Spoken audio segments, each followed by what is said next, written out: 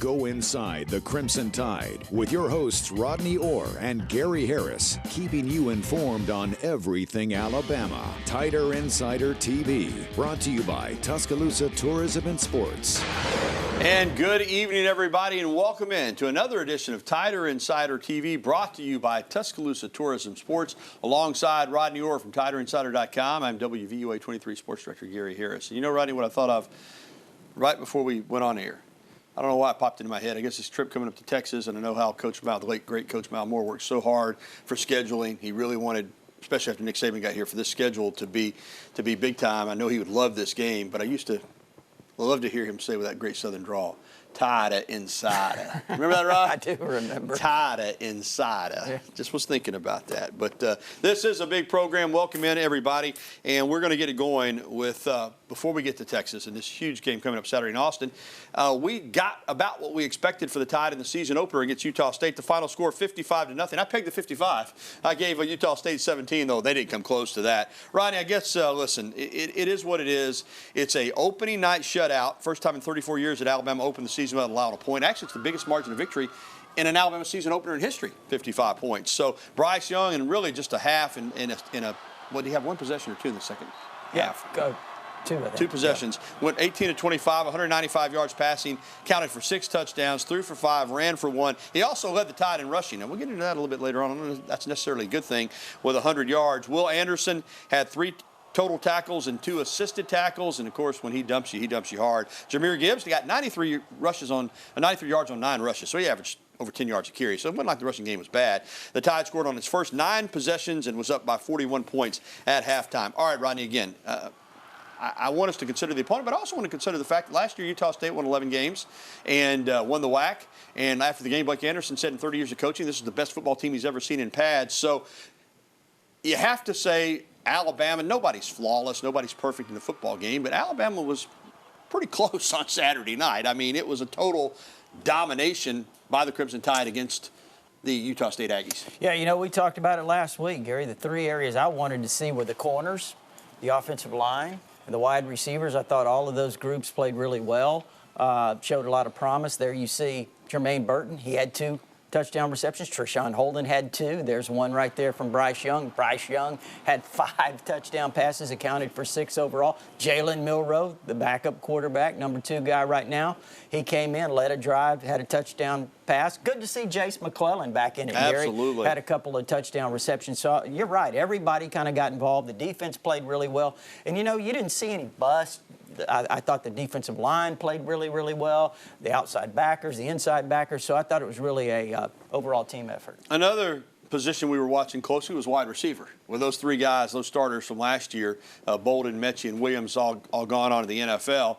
We got to see Holden, who we know is good friends with Bryce Young. They look great. Of course, Burton, the transfer from Georgia, and the true freshman Kobe Prentice. 5 catches for 60 yards. Maybe he would have been starting if JoJo Earl had not gotten injured, but JoJo Earl did get injured. And Kobe Prentice, right out of Calera High School, just up the road here, stepped in and I thought played great. Yeah, had 5 early catches, first reception of the season. You know, he did really, really well. Gary, didn't seem like it was too big for him at all. I think once he starts continuing to gain confidence, he's going to be a guy that's going to make some big plays. Jermaine Burton was in position to make a few big plays. He got behind the secondary a couple of times. They didn't quite hook up. I thought Treshawn Holden played really physical. I thought that was really good to see. He was consistent. He caught the ball well, seemed to run good routes. So all of those things were positives. And you know what? We saw a lot of other receivers that showed a lot of promise, too. Some of the young guys, whether it's Isaiah Bond, Kendrick Law, others. And guess what? They had 3 guys, Tyler Harrell, Aaron Anderson, JoJo Earl, didn't even suit up for this game. Yeah, and also all the running backs look great, too. All right, as I said, no game's perfect. There were, and we're being nitpicky here, but you know the coaches are more nitpicky than us. Got a punt blocked. I mean, the guy came right up, you know, the gut and blocked it. Ike Larson, you know, you got to be better at that. That gave the Aggies the ball at the 31-yard line. The good news is, that's not good right there. The good news is they didn't score any points. But if you want to be really nitpicky, Alabama got no sacks in the game. And on offense, they didn't complete any passes for more than 20 yards and couldn't convert on 2 third downs down deep, which led to field goals. So that's my list. Comment on those. Well, listen, I think, first of all, Gary, you talk about some of those statistics that you rattled off. I know they lost a lot of production from last year's team, but this is a well-coached Utah State team. You talked about they won 11 games. They won their conference last year. Logan Bonner's been around 7 years, their quarterback. He didn't make it through the game. I thought they had some really good receivers. So I think defensively, overall, they played really, really well. You mentioned the punt block. I mean, obviously, that's something they have to get cleaned up because guess what? This week's opponent, Texas, they blocked a punt in their last game and returned it for a touchdown. All right, I mentioned those running backs, and Alabama's got a slew of them. It started with Jahmyr Gibbs, 9 carries, 93 yards, but we saw McClellan, we saw Roydell Williams, and we saw Trey Sanders. And I'm just going to tell you, when you're in big games down the stretch in the fourth quarter, hopefully there'll be no injuries, because when you've got a group of backs like this that you can rotate in and keep fresh, that can be the difference in winning and losing a game late in the year against a good team. Oh, absolutely. I think last year you saw, Alabama was in a situation when Brian Robinson, and he wasn't even healthy 100%. He was probably 85% that SEC championship game with that hamstring. But you're right, all these backs. But guess what? There's another one, too, Jamarian Miller. I thought the freshman looked really good. He got in and ran over a guy. Yeah. I mean, listen, the reason Rodney or I was so cautious about running backs is because we have seen groups like this, and we've seen them go down. There's that run. But these guys, man, they are all really big-time players. All right, Rod, it's time for Coach Talk. And obviously there's going to be a lot made this week. Steve Sarkisian having gotten his coaching career back on track at Alabama under Nick Saban, and also the matchup between the two coaches and the two teams. I mean, they haven't played since that BCS National Championship game back in January 2010 at the Rose Bowl in Pasadena. But now they're playing, and it's a chance for Texas to be on the national stage. And we know, absolutely shock the nation if they pulled the upset. But while Sarkisian is excited for his team to have this opportunity, he wants to remind everybody that this is a big game, but win or lose, Texas's goal is to win the Big 12 and get into the conference championship game. Here's Coach Sark on Coach Talk. I think one of the biggest mistakes people make is like, this is going to be the game that's going to define our program. It might not. I'm not that concerned about it. I'm more concerned about just the way we play the game. Big play here, Rogers. Well, Rodney, I think he's absolutely right. At the same time, it is a huge opportunity, and they're going to be jacked out there in Austin on Saturday morning. The Longhorns got a week one easy win over Terry Bowden, Louisiana Monroe Warhawks, shutting out the ULM squad 52, or winning the game 52-10. Freshman Quinn Ewers made his start as a Texas quarterback, and after a slow start, he really got rolling in the game. And I thought their offense, they've got a great group of running backs too. And of course, Keelan Robinson from Alabama, the transfer in the kicking game, is a huge weapon. So Texas is a good team, and they're going to have some confidence coming off a big win themselves. Listen, Texas is always going to have great players. I mean, there's a hotbed of recruiting out there, and they've got a lot of good players. You look at Quinn Ewers, he would have been the #1 quarterback in this last class had he stuck it out. But, of course, he enrolled at Ohio State early, as you remember. Bijan Robinson may be the best running back in the country. His backup, Roshan Johnson, is a really, really good player. You mentioned Keelan Robinson. They've got Xavier Worthy, who I thought a couple of years ago might have been the #1 high school receiver in the country, visited here at Alabama, had been committed to Michigan, as you remember. He's a difference maker. He had nearly 1,000 yards receiving last year as a true freshman, 11 touchdowns. He's very explosive, very dynamic as a kick returner as well. They've got a lot of other players. Jatavian Sanders is a guy Alabama's really going to have to account for. He's an outstanding tight end, Gary. He had 6 receptions, led them in receiving in this last game, 85 yards. He's a really good player. Rod, like we said, a lot being made of the fact that Sarkisian was the offensive coordinator here, and he knows the Alabama system. But as Nick Saban points out, that works both ways. You know, we seem to play several teams now that kind of know us, but you act like we don't know them. So just because somebody knows you when they play you, it doesn't mean they're going to beat you. And just because you know them when you play them doesn't mean you're going to beat them either. It kind of comes down to how you execute. Yeah, it does. At the end of the day, it's who plays better and executes the best. All right, Rodney, before we get to the break, a lot of common connections, as we mentioned. Coaching staff for Texas, you got Sark, obviously. You got Jeff Banks, the special teams and tight ends coach. You got Kyle Flood, the offensive coordinator and offensive line coach, a co-offensive coordinator. Bo Davis, great defensive line coach at Alabama, coaching the defensive line. A.J. Milwee, coaching the quarterbacks. He was an Alabama analyst here. And Nico Johnson, former great linebacker for the Crimson Tide, as a graduate assistant on defense. Texas players that played at Alabama. Of course, Jai Hall will play in this game. He's scheduled to. He's eligible to play. Keelan Robinson, we mentioned the running back. Jaleel Billings Billingsley sitting out. He's suspended the first 6 games for what Sark said was a violation when he was at Alabama, but he won't play. Alabama, of course, has a couple of players with Texas connections. The offensive linemen, Tommy and James Brockemeyer, their dad Blake, an All-American offensive tackle. Their brother Luke is a linebacker there, and Kyle Flood Jr., of course, his dad, as we mentioned, offensive line coach and co-offensive coordinator. Kyle Flood Jr. is a backup linebacker here for the Crimson Tide. So a lot of cross-pollination, so to speak. You know, and Texas has a freshman defensive end, Justice Finkley, from Hewitt Trustful. He's a guy that they expect to play. Yeah. All right. Well, still to come on Tider Insider Television, Alabama soccer continues to play well, very well. Also, Bryant Denny makes history with a certain type of sales that we'd never seen before until this past Saturday night. And still to come on Tider Insider Television, as we said, the soccer team is doing great, and we'll have that for you. And, of course, we'll be getting to your phone calls, emails, and tweets. As always, the number 205-348-WVUA. That's 348-9882. Go ahead and call in now so you can get through. We'll be back with the only show that takes you inside the Crimson Tide, Tider Insider TV.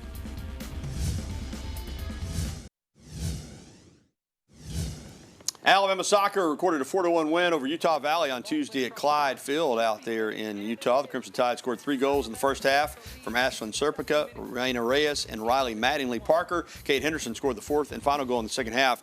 The win wrapped up a 3-game road stretch for the Crimson Tide, including a 3-2 victory over number 6 BYU and a 1-1 draw against Utah. Tide returns home and will face North Alabama Sunday night at 5. And welcome back to TITV, brought to you by Tuscaloosa Tourism and Sports. Alongside Rodney Orr, I'm Gary Harris. Alabama soccer, Rodney, now 5-1-1 this season, including 2 wins over teams ranked in the top 25. This is noteworthy because we mentioned last Thursday night in Provo, Utah, the Crimson Tide beat number 6 BYU 3-2. It's the Tide's first road win over a ranked opponent since 2013, and Alabama scored all 3 goals in the first half and made it hold up. 22 minutes into the match, they got on the board, and that was a huge win. They've already beaten number 18 Clemson as well, so Alabama is on a roll on the soccer field, and Patrick Murphy made the trip out there with Wes Hart and the young ladies to Utah. All right, Saturday night's home opener for Alabama football was the University of Alabama's first athletics event that allowed alcohol sales. The Tide's director of athletics, Greg Burns, said that he was pleased with how the game went and how fans handled the opportunity to purchase and consume alcohol. I visited with him this morning. Rodney sat down with him for about 15 minutes for an interview. He said that if he had to give alcohol sales component a grade, it would be a B. He says the school hopes to add more concession stands dedicated to alcohol sales in time for Alabama's next home football game. We obviously pay attention on a game-by-game basis of in-stadium issues and challenges. Anytime you get 95 to 100,000 people together, you're going to have some challenges. Our in-game incidents actually were very reasonable and did not go in a bad direction. So, you know, obviously that's a sample size of 1, but it was a night game. People had all day to tailgate and have some fun, and overall we were very pleased with how that went. Yeah, from what I saw at the game, everybody conducted themselves appropriately. Listen, whether you agree with it or not, this is a time in college athletics where you got to have revenue. As I talked with Greg Byrne today, and we know this, Rodney, there's 21 sports at the University of Alabama. 2 of them make money, football and men's basketball. All the other sports lose money, so you got to have revenue. Also, something that they tried out, and I did get a little negative feedback. I told Greg Byrne about that today, and he said overall I thought it went well. That was the cashless payment system with the concession stands. You know, no cash being exchanged. Have you heard anything on that from anybody on the board? I have not, actually. Okay, There's not been any discussion of that. No news is good news then, right? Because I got a couple of texts from people who said, hey, man, that the waits took too long. It didn't work right on the system. But, again, working out the kinks, and now they've got a couple weeks before the next home game. All right, still to come on TITV, Alabama volleyball finishes the tournament out in Texas on a positive note. And up next, we're welcoming your phone calls, emails, and tweets. You see the information again on your screen. Interact with Tider Insider TV, 205-348-WVUA. That's 348-9882. You can email us, TITV@WVUA23.com, or tweet at us. Use the hashtag TITV so we will see it on our Twitter. We'll be right back with more after this.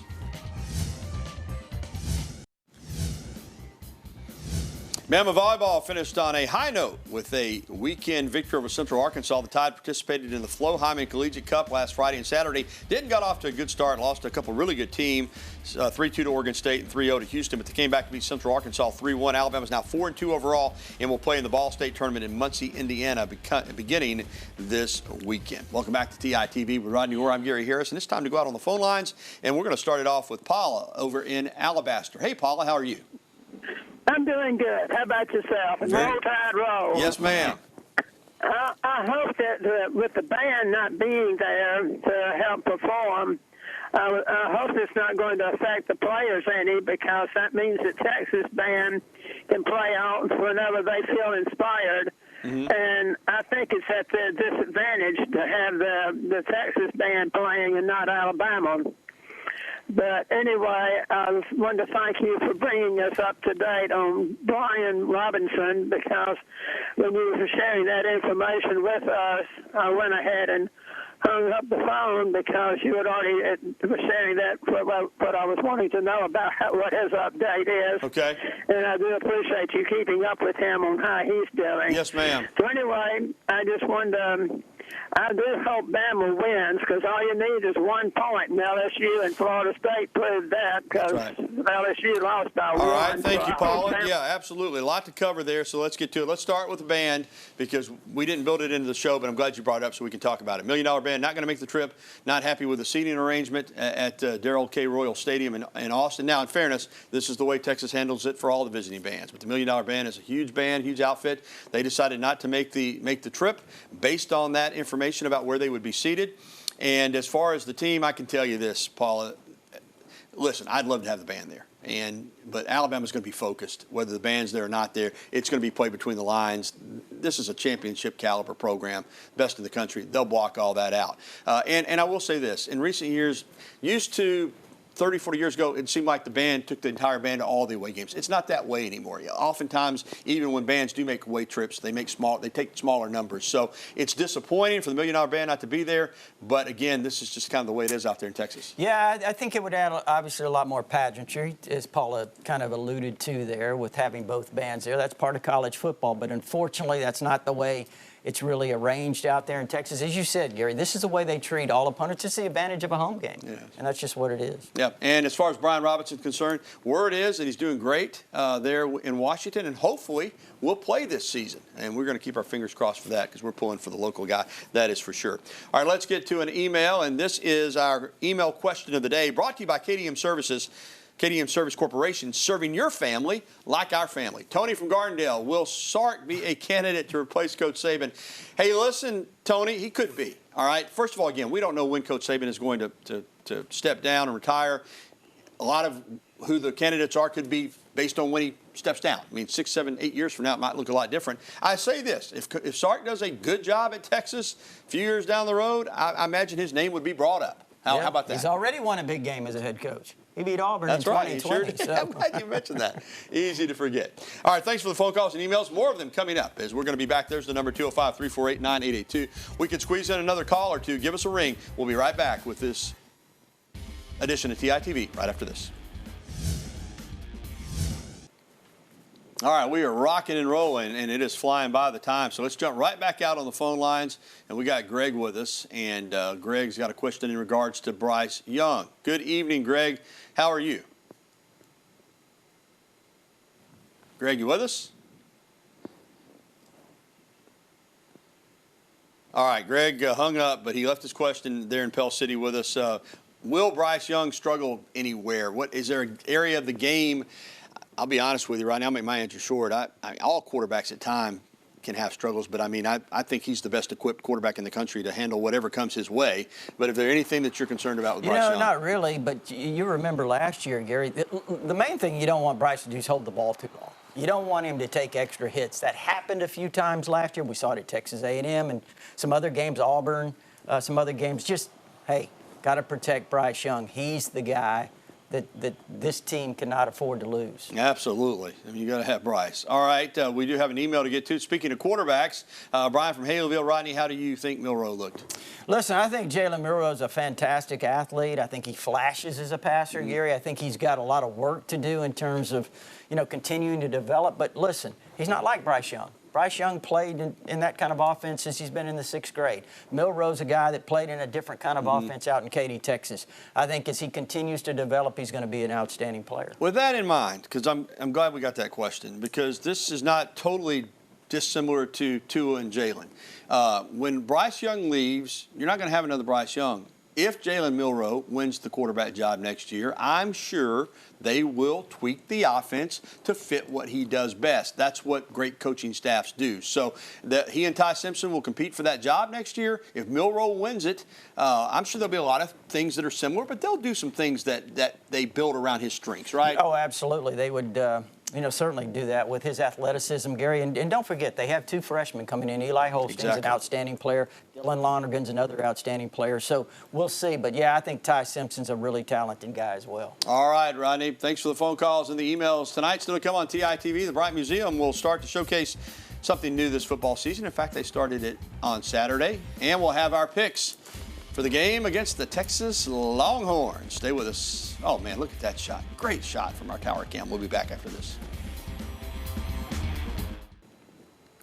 Well, Saturday wasn't just opening day for the Alabama football team. It was opening day for a brand new exhibit at the Paul W. Wright Museum. Look at this. This is that big, warm, cold weather coat that Coach Bryant wore in his final game, December 29th, 1982, at the Liberty Bowl in Memphis, as Alabama defeated Illinois 21-15.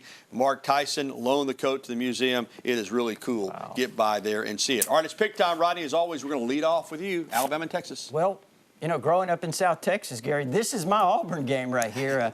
So really a big game in terms of for me. And I think when you look at the 2 teams as you break it down, listen, I think Alabama's just too strong at the line of scrimmage to start with. Texas is going to start 2 true freshmen on the offensive line, 3 new starters there. I just think Alabama's too much on both sides of the ball, 45-24. I've said this before, folks. We do not discuss these picks. We're very close again this week. I pegged Alabama with 55 last week. I got Bama on 45 as well, but I got Texas 1 less touchdown, 45-17. I think Alabama pulls away in the second half and puts a beat down on the Horns out there in Austin. All right, thank you for tuning in to TITV, presented by Tuscaloosa Tourism and Sports. Reminder, if you missed the show or you want to catch it again, we'll have a replay tonight at 10:30 following the news at 10, and you can find it anytime at WVUA23.com. We'll leave you with some video from practice this afternoon. For Rodney Orr, I'm Gary Harris. Good night, everybody.